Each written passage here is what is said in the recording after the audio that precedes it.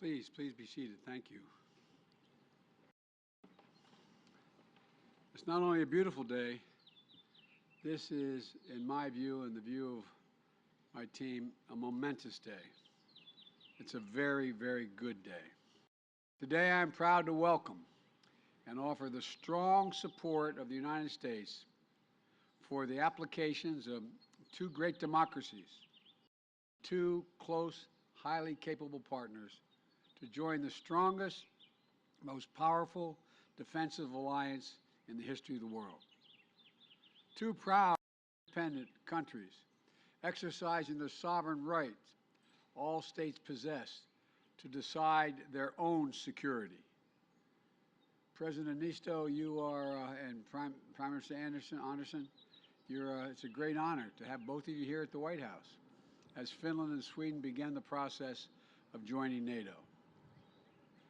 It was out of the wreckage of World War II that NATO was formed, and in 7 decades that followed, NATO has proved itself an indispensable alliance, committed to a Europe whole, free, and at peace.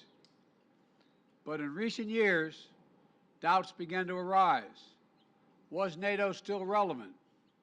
Was it still effective? Is it still needed in the 21st century world? Today, there is no question. NATO is relevant. It is effective, and it is more needed now than ever. The indispensable alliance of decades past is still the indispensable alliance for the world we face today, and I would argue tomorrow as well.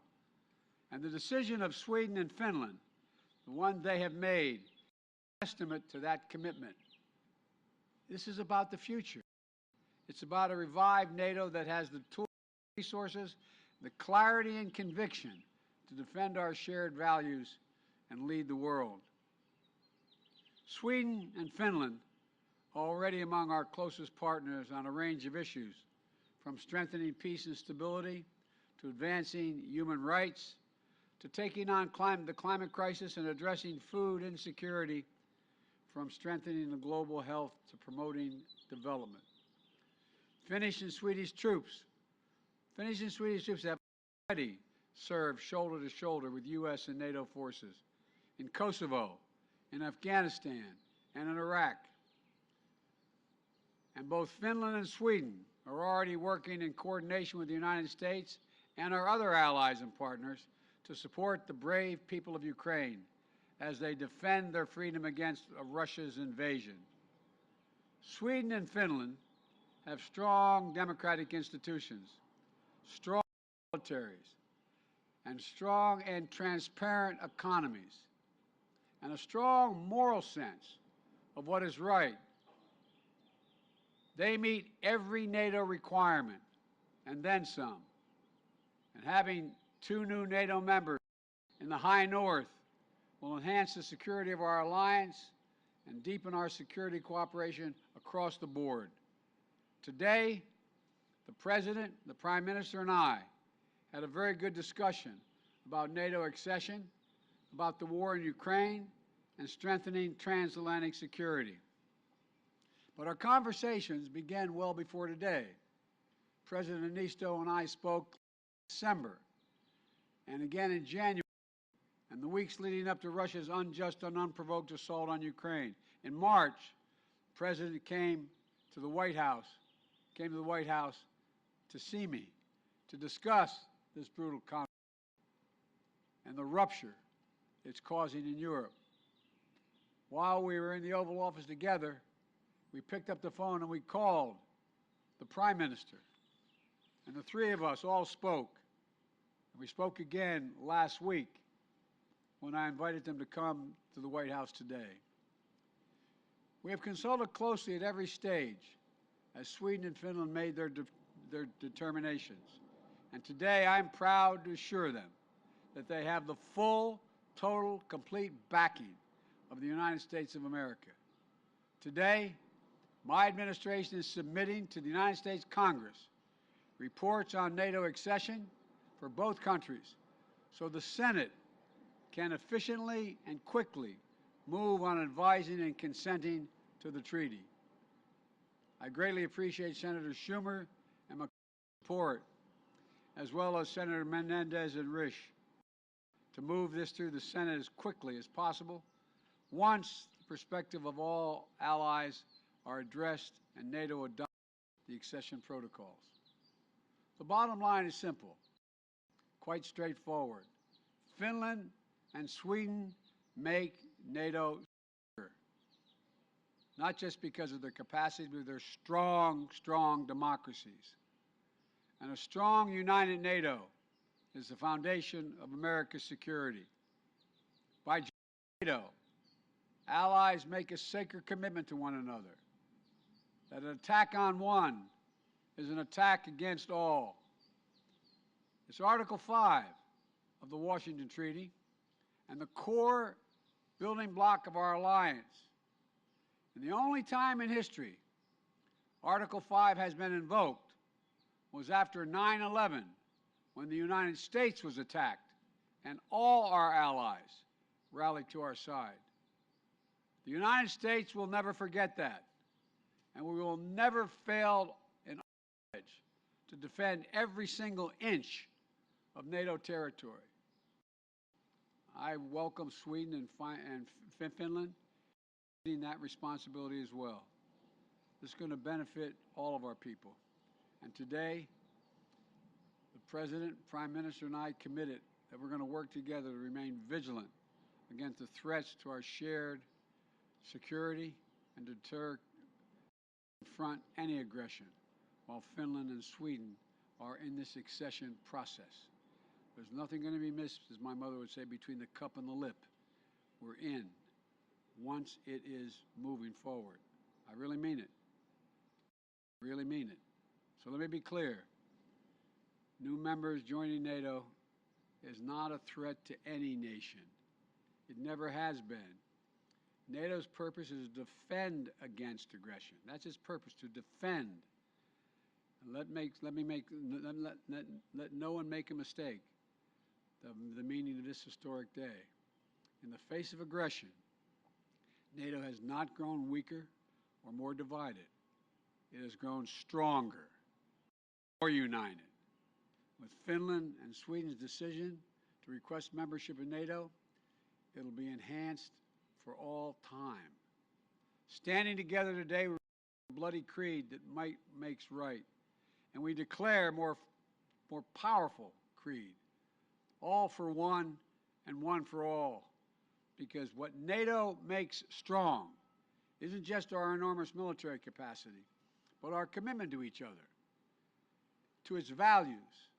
NATO is an alliance of choice, not coercion. This is a victory for democracy in action. Finland and Sweden are seeking to join NATO because their citizens demanded it, and their elected leaders heard them.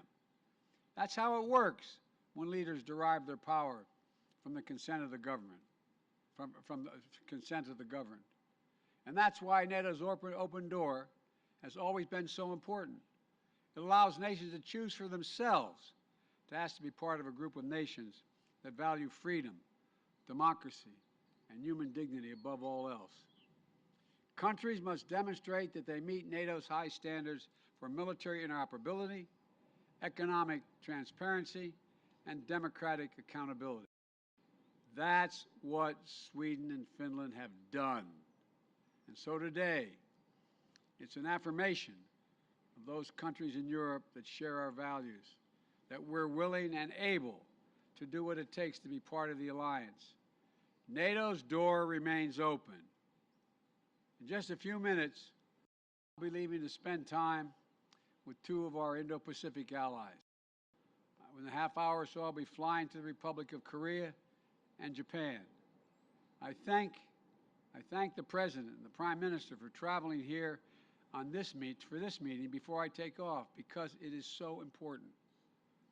America's alliances in Europe and in Asia keep us, and I would argue, the world strong and secure. They're how we confront the challenge of our time and deliver for our people today, and harness opportunities for a better tomorrow. And I look forward soon calling Sweden and Finland our friends, partners, and NATO allies. I want to thank you both for being here. I invite each of you to say a few words, and we'll start. Mr. President, the podium is yours.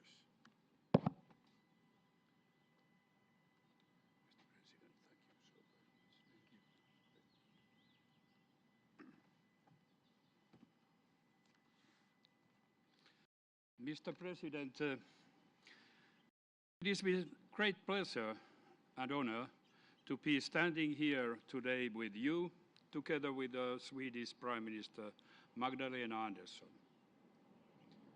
We are here for a very good reason. Together we are taking a historic step by seeking to join the North Atlantic Treaty Organization. Finland has made its decision after a rapid but a very thorough process. The process has once again revealed the strength of Finnish democracy. Starting from the strong public support, the decision was made with an overwhelming parliamentary majority, and it also enjoys huge, strong popular support. I want to thank you, Mr. President, for your steadfast support throughout this process.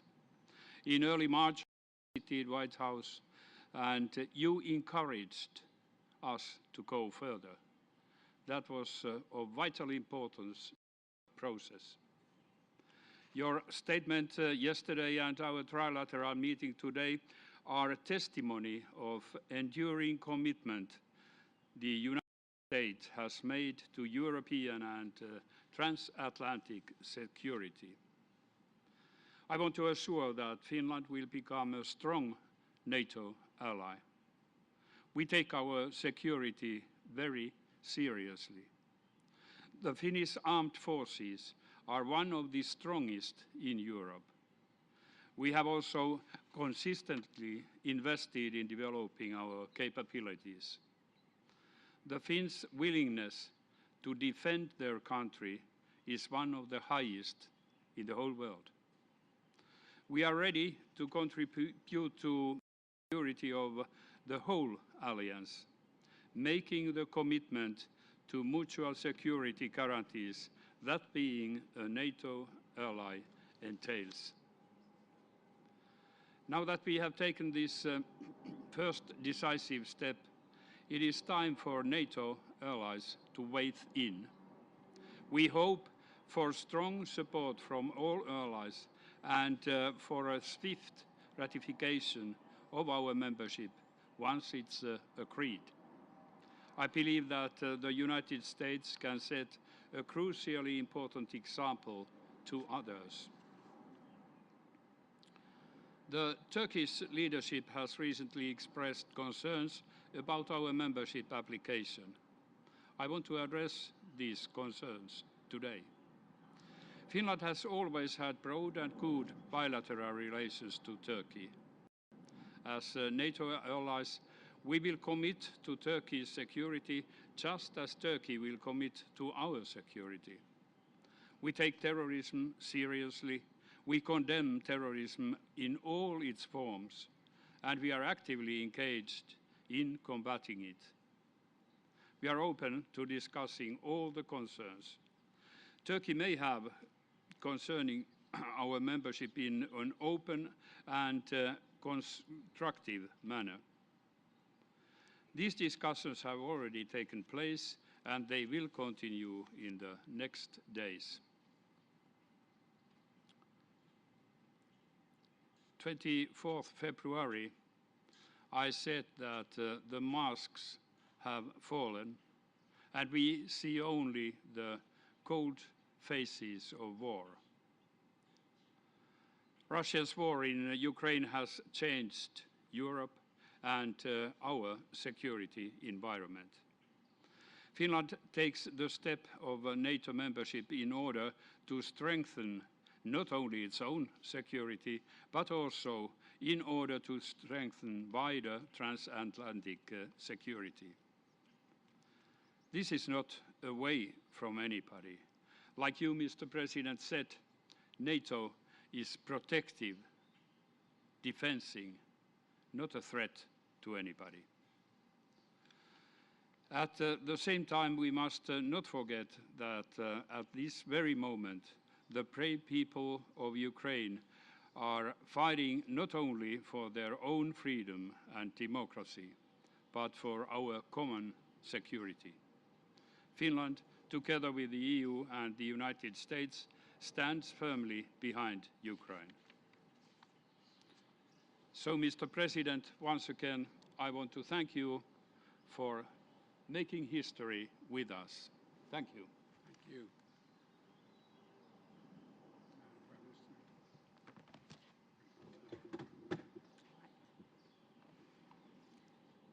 Mr. President, thank you for welcoming President Niinistö and me to the White House. The bonds between Sweden and the United States, they are strong and long-standing. And as you know, Swedes first set foot in your home state of Delaware in 1638. And we were one of the first countries to recognize the United States as an independent nation in 1783.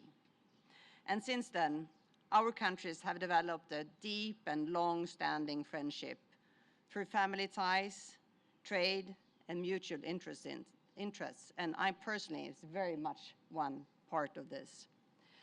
But most of all, our shared values and beliefs in democracy and freedom, values and beliefs that are now being put to the test.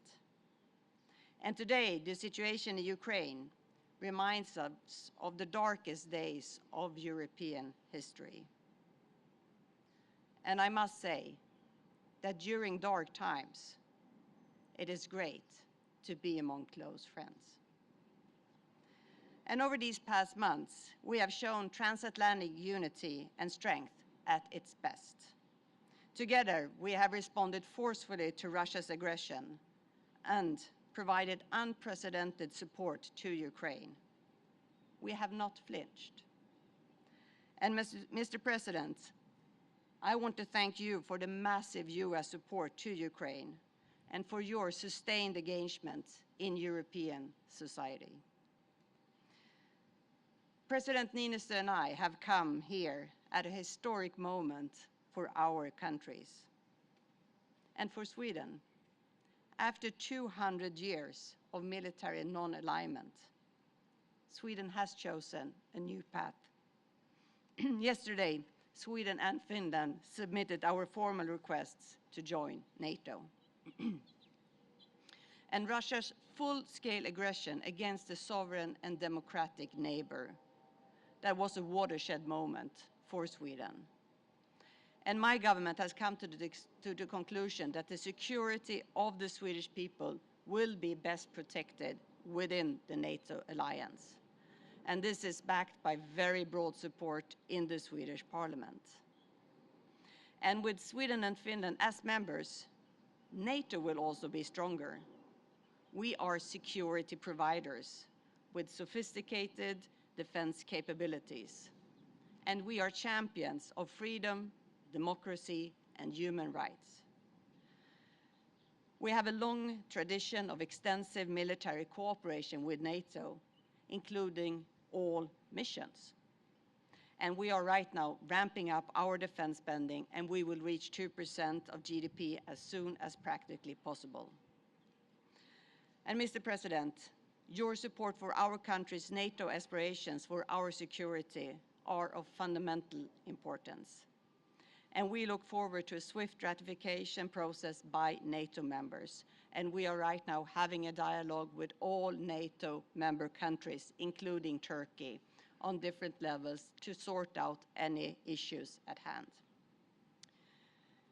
In the United States, the Senate is crucial in this regard, and last Sunday I hosted a delegation headed by Senate Republican leader McConnell in Sweden, and later today President Niinistö and I will meet Senate Majority Leader Schumer and other leading members of Congress. and we greatly appreciate the broad and strong support expressed by both parties in Congress. But, Mr. President, our countries also work closer together when tackling global challenges. And Sweden, like other Nordic countries, has shown that emissions reductions can go hand in hand with economic growth.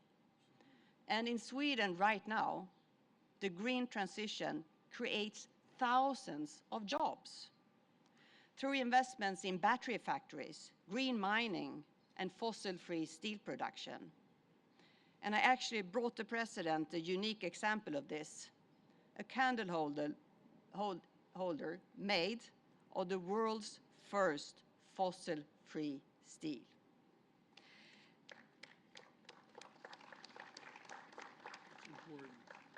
And what we see in Sweden right now is that previously neglected areas are no longer struggling with unemployment or depopulation.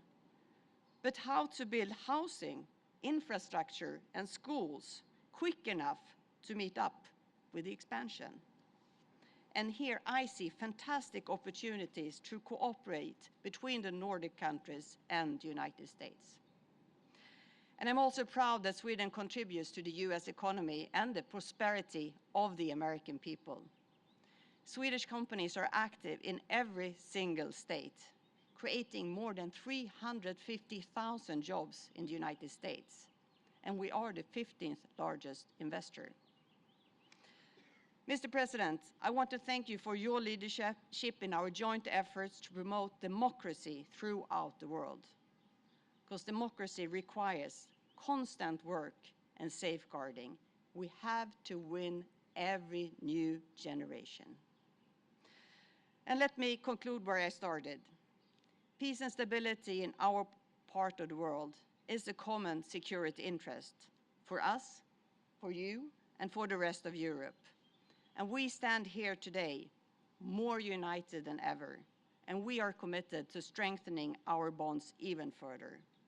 And Sweden is prepared to shoulder its responsibility as an ally in the North Atlantic Treaty Organization. Thank you.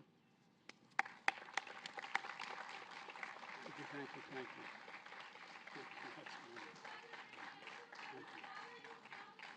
Who might be worried right now during this vulnerable Mr. President, do you plan on speaking to President Erdogan? What can As you part of this offer? process? What can you